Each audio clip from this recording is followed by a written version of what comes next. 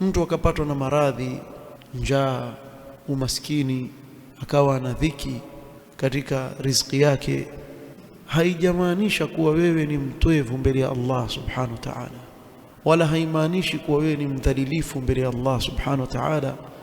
Ni mtihani Allah subhanahu wa ta'ala humpa anayemtaka na umkadiria anayemtaka katika waja wake. Kwa hiyo fanya subra, na ndio utaona mu'min katika hali zake zote yeye yuwazunguka katika ajri, kwa sababu akipatwa na jema amshukuru Allah subhanahu wa ta'ala, na akipatwa na lile ambalo halilingani na nafsi yake inavyotaka asubiria. Na Allah subhanahu wa ta'ala katika ile shari aliyoikadiria ndani yake kuna khairi.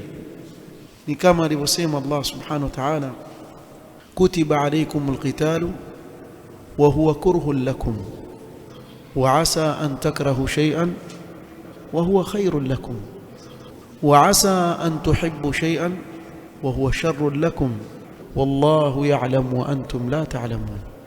Allah subhanahu wa ta'ala ajua, nyi hamjui. Kwa kile kinachokupata ikiwa ni khairi, mshukuru Allah subhanahu wa ta'ala. Ikiwa dhahiri yake ni shari, subiri, kuna khairi ndani yake. Ukiamini hivyo, roho yako itapata utulivu sana.